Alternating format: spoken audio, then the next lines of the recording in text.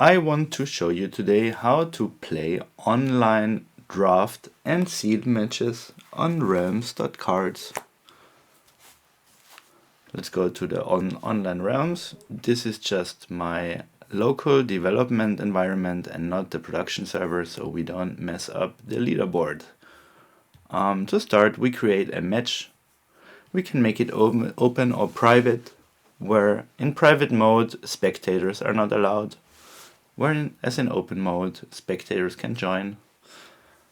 We can then go to the match configuration. You see we can have a constructed, sealed, or draft match. These settings might look a bit intimidating, but they're not so crazy. This is, for example, draft. We can use one of our cubes or one of the public cubes.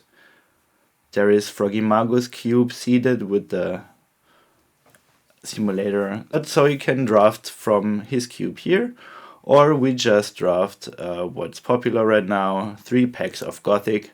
This is actually the setting when you start, so you can just easily go to draft and just confirm the setup. And now we need to invite a friend. Let's invite Diana. Alright, I need to look at Diana over here. Let's invite her again. There she is. Yes, okay, so both join the draft session now by clicking the blue button. It takes a second. And there we have our packs. We can crack a pack. And then we are in the draft view. You can see here, let me make it bigger. This is, by the way, a custom playmat that is available for our patrons, and I'm testing it here with some wood picture. It's quite nice, I think, for draft. So we have our pack here that we opened. We can hover over the cards and get a preview. The way I do it is I look for a card I want. I will not really make a draft here, but just select any card. Let's take the slug. And just by clicking it once, it was selected. And now I can click this button here, pick and pass to get the next pack. Alright. It's auto sorting the cards that I pick and sorting them by mana or element on top here. So because we picked already, we're waiting for the other player who is here, and they also just pick a card and click pick and pass. Alright, to make it a bit faster, I added that you can stage a card with a click and press space to also pick that card. One thing that's very important for players who want to drag their cards around and prepare their deck actually before going to the deck editor, which is the next phase of this. Once we finish the draft, they can go here and turn off auto sorting. So if I just pick and pass, the card would always land here in the same spot, and so it looks like I only have one card. But what you do is you don't click to stage and pick and pass, but you drag it now. And you can drag it and see it's not taking the topmost card because it's in this mode where you should really be dragging. If you want to click and pass, use the auto stack mode. It's what I use. It's very fast. But if you prefer to look at your cards or order them before, think about your deck before, this is very good. So you can just sort your cards like you would up here, and then you pick and pass. I do it with space again. So let's go fast on this player here, and this player, they drag up here.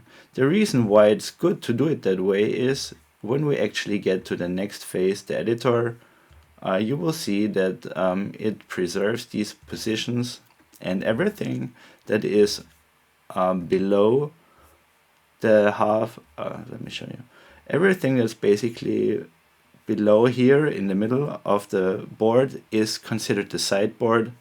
So Grieve Lava, we don't want it, we put it here in the sideboard. and everything that's up top, so from the upper half, is considered to be the deck. Alright, so let's go over here. I will fast forward this now so you don't have to watch me finish the draft.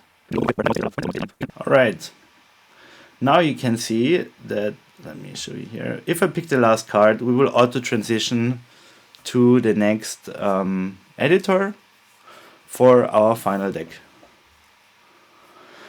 And we can see here that these cards, so for this, I don't know, I will drag them up so they are still in the deck.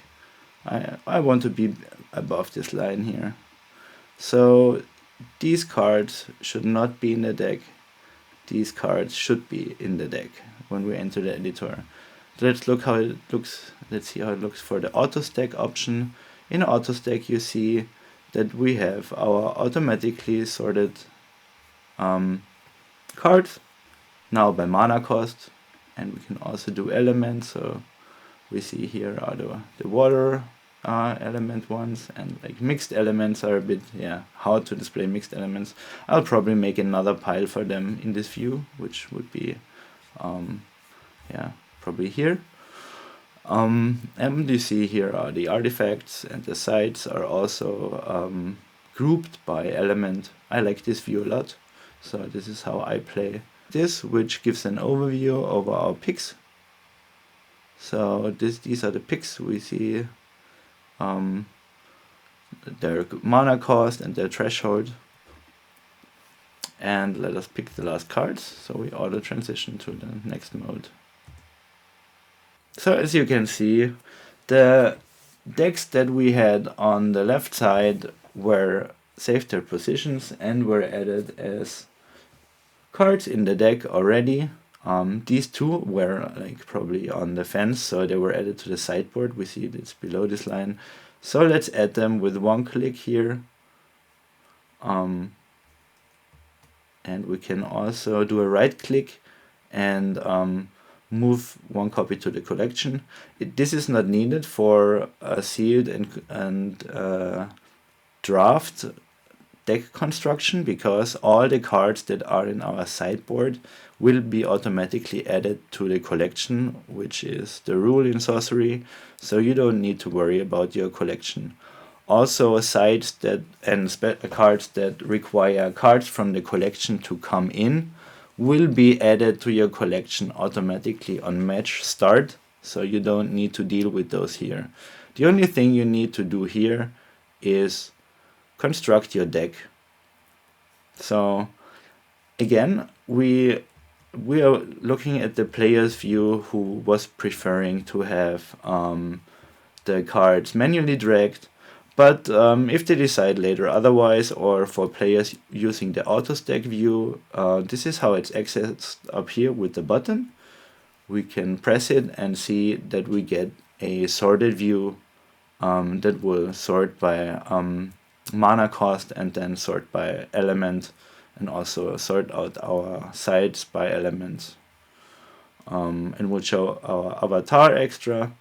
But we did not pick one yet because we did not draft one. So here we can see what we are still missing. Here we can see if we want, and change the columns, have a different view of the deck as well. We get card previews if the cards are too small, but we have everything here: mana cost, threshold, which is also reflected here to the left, where we see the mana curve of the deck. And oh no, we picked all the elements, which you should never do, but like I said, I did not really pay attention to which cards I drafted.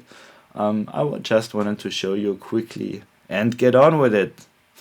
So let's get on with it. If you need more cards, as we do, and by the way, you can go back to the unsorted view anytime. If you need more cards, here are the standard cards. They contain Spellslinger, which we can add, who we can add as an avatar here, and sites that we can add here. And now we have a fully valid deck. It's all green up here. Let's actually make this smaller again. And we just need to submit the draft deck now. So because it's not really multiplayer, I have to do everything. We have to do it in the second player, but because they use this view, this is how I test and how it can be very fast. Let's add Onslaught, let's add Slobber, let's add Bleeding Skull. This is just hovering over the cards, clicking once when they are on the sideboard, clicking once if they're here. But again, you can right-click cards here, you can right-click cards here, and that will, you can, for example, hide a card. But you know, I guess it's fine if they're in here in the corner. So let's fill up our deck to be valid and submit it. And now the second player submitted their deck. And our first roll, ooh.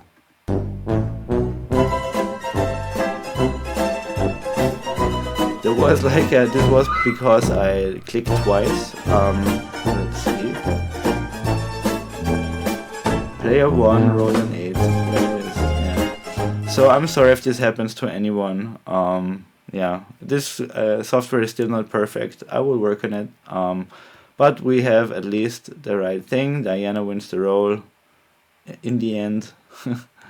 I explained mulligan, but I should also note that the way to do is, and also because we had a change how we do second player seer, you should mulligan, and the order in which you mulligan the cards or click them here is the order in which they will go to the bottom of the pile they want to go to. So Atlas cards to the Atlas pile, Spellbook cards to the Spellbook pile. And let's mulligan here. Oh, we don't need to instigate Realms, I guess.